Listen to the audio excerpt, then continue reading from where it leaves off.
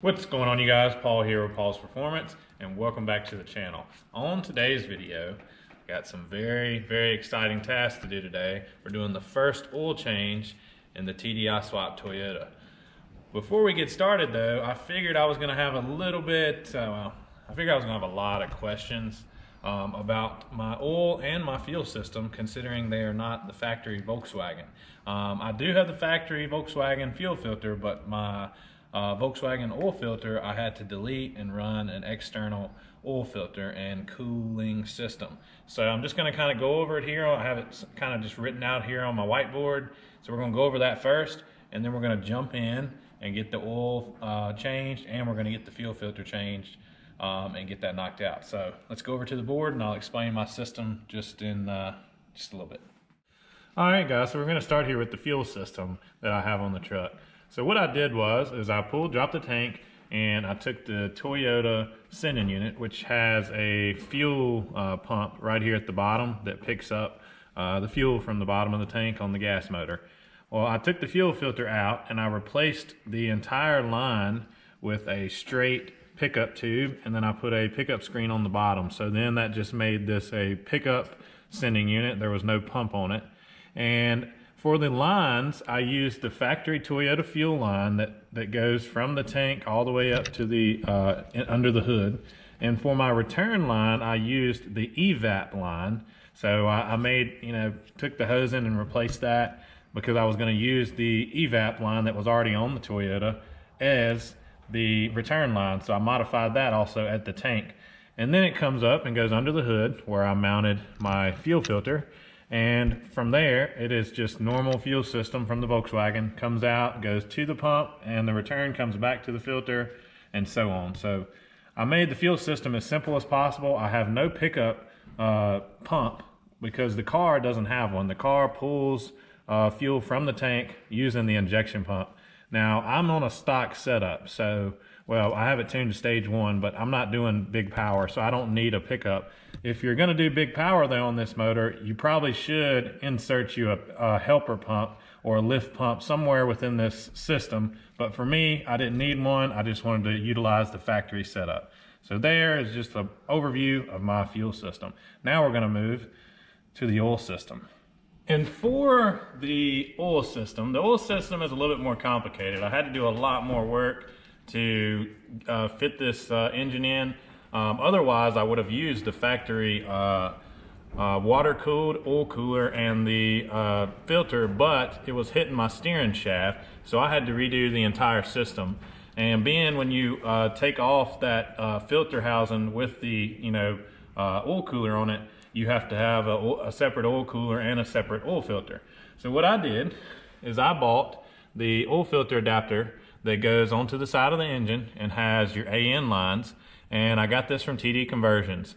And then I have the oil, when it comes out of the engine, it goes to my external oil filter, which I have mounted on the frame rail down below, which make it easier to change. And then when it comes out, it goes to my oil thermostat, which controls when the oil goes through my oil cooler. And if you look right here, I have this little loop. And basically what happens is when the oil comes out and goes through my oil filter, it comes out, goes through the oil filter, and then comes to the oil thermostat. And until the oil gets to a certain temperature, it bypasses and comes through and goes straight back to the engine. Now, once the oil gets to the proper temperature to where it needs to be cooled, this bypass will shut off, and it will start letting the oil flow to the other side of the thermostat, which, as you can see, runs in and out of my derailleur oil cooler, which I have with an electric fan, and then runs back to the same way back to the engine. And this, I have a Mishimoto oil thermostat that I use, and like I said, this is a derailleur oil cooler that I have mounted up in front of the motor. And I have this oil filter adapter that I also got from TD Conversions. So there's a little basic overview of my oil system. And now what we're gonna do is we're gonna jump under the hood, get the oil changed and get the fuel filter changed, and you'll be able to kind of see some of this as we go through the process, but I just wanted to give y'all a little overview so you kind of knew what you were looking at. So let's get under the hood and get it done. All right guys, so we're gonna start with the oil. So as you can see, here's my dipstick here. I'm gonna pull the entire tube out. Kind of tight. As you can see, here's my tube, and if you notice, this is bent. And I have this because of the way I ran some of the harnessry here. I took this and heated it up and just bent it a little bit. That way the angle would be perfect for me to grab it. But I'm taking this out just so I don't have to stick my my oil pickup pump through this tube. I can just stick it straight down into the oil pan. So I have that removed. And what I'm gonna use today is this oil pump that I have that I also used when it was in the car, just because I didn't, I wouldn't have to go underneath of it. And I know a lot of people say, well, those don't get all the oil out. They do. I mean, if you don't believe me, there's videos that prove it. I don't have to prove it to you. Like I said, even if it does leave a couple drops, I don't care. Especially with this, because I haven't modified the oil pan. This has, even the factory one and the one that's on it, it puts the drain plug in the kind of the center area of the oil pan, which on this truck is in an area that you cannot get to. It would dump right out onto the cross member and the diff. And I can relocate that to the back. That way it'll be like the truck and I'll be able to drain it out. I haven't done that yet. Don't know if I ever will, because like I said, I use this every time. It works and it's much easier. So we're gonna get this shoved in there. And let me,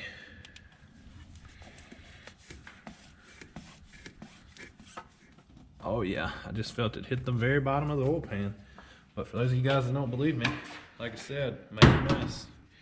You can make a mess underneath yours all you want to. This is the only bad part, is that it's now in the truck. So I got it bottomed out there. Now it's just time to, as you can see, can you believe it? There's oil coming out of there. Oh my gosh, I thought it didn't work. That's crazy. And you know, the other crazy part is that every time I finish doing it this way, there just so happens to be over 4 quarts of oil in my little drain thing right here. And that's just the craziest part to me, is that people say, oh yeah, you don't get it all out, but it's crazy that it equals the exact amount that I put in it, 5,000 miles ago. But why believe me, So we're gonna pump this, and we're gonna do this. It's gonna take a couple minutes, and then we'll come back when he quits pulling oil, and we'll move on to the next step. All right, guys. So I got the oil drained out, and we're down here. As you can see, I'm on the driver's side beside the transmission. This is where I have my filter mounted. So we're gonna get this filter removed and replaced. And my replacement, the only crossover they had, was a Ford Motorcraft, which I'm perfectly fine with, because I'm a Ford person, so I'm sure it'll be better. The one that come with it was a Wix filter. That's what come with this adapter from TD Conversions. So they didn't have that, so this is what I had to use. So we're gonna get this one off and get it swapped out, and then we're going to get the engine back full of oil. I'm not sure my oil capacity now. I think it might be 5 quarts now, so with the extra piping I have. And then once we get that filled back up, then we're going to swap out the fuel filter. All right, so one good sign is that there's oil in this filter, so that means our system's flowing like it should. Definitely a good thing we didn't pull out a dry filter here, then that would mean there's something wrong, which is good. So I'm gonna get some of this oil right here, lubricate up our new O-ring, and put on the old Ford filter. All right, so we're back on top. There's our cap, and we're just gonna start filling her back up. And like I said, with all the extra piping and the external oil filter and cooler, I believe my capacity is going to be higher than what it was stock. So what I'm going to do is I'm going to put the same amount stock in, and then I'm going to crank it up and let it run for a minute, and then I'm going to cut it back off, recheck it again, and top it off.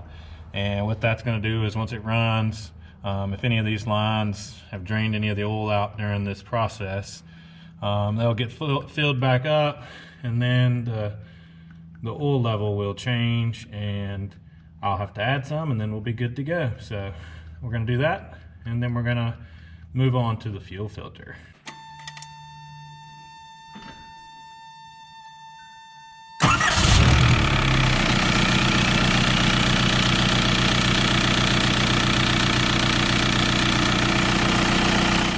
Now we're going to pull it out, wipe, pull it out, wipe, and it looks like it's on the lower end, so we're going to go ahead and add the rest of this bottle. Alright, so we added the entire bottle, and it is dead perfect all the way up at the full mark. Exactly what we were looking for. So our oil change is complete on the TDI swap. As you can see, I tried to make it as easy as possible for myself, because I mean I try to look out for myself, so try to do that. So now I'm going to show you the fuel filter and how easy I made that. Before we get to the fuel, this right here is the Liquimoly anti-friction engine treatment. You add it to the engine oil. I like to put this in all of my TDIs. I put it in this one first, and then I started putting it into my girlfriend's BRM, and it really, if you run this every oil change, I found that the engine just sounds a little quieter. And I've actually had people compliment mine compared to theirs, like ALH's. Samuel, his car, he was like, "Why is yours like so much like quieter?" And it just sounds smooth. And like I said, once I started using this stuff right here, it seems to work. So I use this every time now. It's only like $9. The only reason I'm not dumping it in right now is this one's actually empty, because I used this on her car, and the bottle that I bought for myself is at work in my work van. So I'm just going to dump it in at work the next time I'm there. But you just add it right into the oil. You don't have to do this, but this stuff right here, I will say, is one thing that actually does seem to do some good. So that was just another note. All right, guys, so now we're going to do the fuel filter. And as you can see right here, I have ran my fuel filter. It is using the factory Toyota bracket that holds the evap canister. The evap canister is bigger than this filter, so I just went and bought some sticky foam from Lowe's and wrapped the inside of it. That way it also gave it like a nice foam grip. Darn, we did not want that. Anyways, on the filter, and then like I said, it mounts right up perfectly. It looks nice, it looks factory, and like I said, it's right here at the top. And I also got these little twists, which I don't really like these that much, but they are hand twists, and this is what I got at the parts store. I'm gonna change these. They're convenient, but they're kind of cheap, as you can tell by that one just flying off of there. So I would like to get some a little bit nicer clamps for this. I just hadn't done it. So all I'm gonna have to do is stick me my 10mm right here and loosen this up. And like I said, this is factory Toyota right here. This holds the evap canister right here. And like I said, all I had to do was put some foam around the inside, some like weather stripping style foam, and then the filter will slide right out of it. And obviously I had to custom make all these fuel lines. I got this blue clear fuel line that runs across the top, so I can actually see when fuel is being fed and returned properly. So we're gonna get these fuel lines off and get this filter up out of here. Right, so I got my lines disconnected, and as you can see, I didn't disconnect this. I am gonna change these two O-rings, but once I have my filter loose, ta-da, look at that, it comes right out. And as you can see, just perfect design by Paul's Performance. No, like I said, it just worked out perfectly, but I don't know if you can see my foam that I have ran around the inside, because like I said, this filter is smaller than the canister that went in it. But the foam, like I said, gives it a nice tight grip, and it's also foam, so it's not metal to metal on this, which like I said doesn't really matter, but I mean it does help. So we're gonna get that. We're gonna get this new filter. Make sure that you fill your filter up with diesel fuel or diesel purge or transmission fluid, something, and then we're gonna have to prime it so that it doesn't shut off on us. So let's go get the new filter. All right, so we have our new filter. We're gonna just drop that in there. Ta-da, perfect. And now we're gonna get these two O-rings out. So take a pick, pull the first one off, pull the second one off. If you get a good kit, fuel filter kit, it should come with new O-rings. So we're gonna clean these surfaces, and then we're gonna install our new ones. Pop this back in there, pop this line back on, pop this line back on, and then we're gonna prime it. All right, so we have the fuel filter installed. Like I said, try to fill this up with diesel fuel to make your priming a little bit quicker and easier. So we got that full of diesel fuel, automatic transmission fluid, diesel purge, whatever.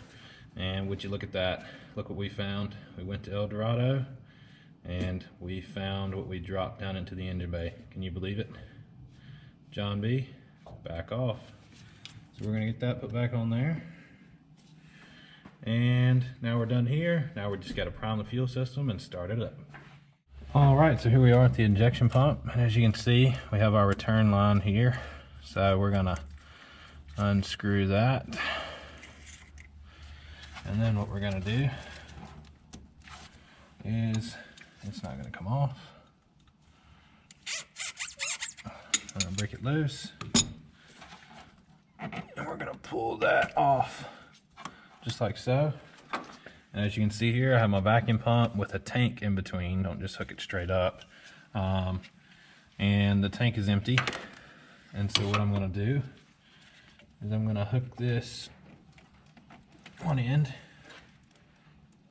up right here. And then I'm gonna hook the other end up to my vacuum pump, and we're gonna pump. Because we need to get some fuel pulled in, fill up all this area. So what I'm gonna do is I'm gonna pump. What I like to do is I like to pump and fill this little tank up. Once this tank's full, I unplug it, put the return line back on it, and then I crank it up, and usually it's good to go. As you can see, I'm pulling fuel. It's got quite a bit of air in it. So like I said, I like to pump and fill this little, jug up right here. It's a little small thing that comes with this Mighty Vac. And then once I do that, usually it's good to go. So you can see the fuel coming through the feed line, and we're coming out of here, or you pump until you don't see air. Like I said, whatever floats your boat. So we're gonna get that, and then we're gonna crank her up and finish up. All right, so we have gotten all the air out of our feed line here, which is clear. As you can see, I've pumped out quite a bit. And so now we're just gonna disconnect, and we're gonna hook up our factory return line and put our clamp back on, and then we're gonna start the truck and see what happens.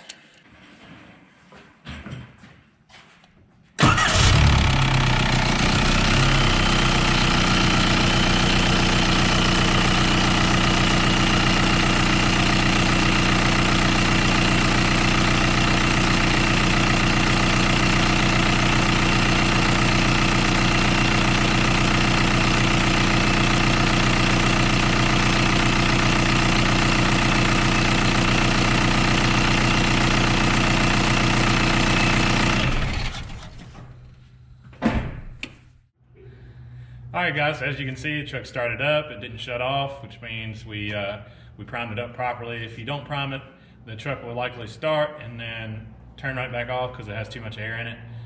So that's why you want to prime these fuel systems even on the car. It's the same procedure as on the car as what is on this. So like I said, we got it started. It stayed running. Run it for a couple minutes, turn the truck off, recheck, do your rechecks whenever you're doing an oil change or fuel filter change. Always check for leaks after. Let it run for a couple minutes. Check for leaks, recheck your fluid levels, make sure everything's good. So there's the first oil change on the TDI Toyota. So appreciate you guys watching. Like I said, if you have any questions about my oil or fuel system, please feel free to ask. And as always, like and subscribe, and see you guys next time.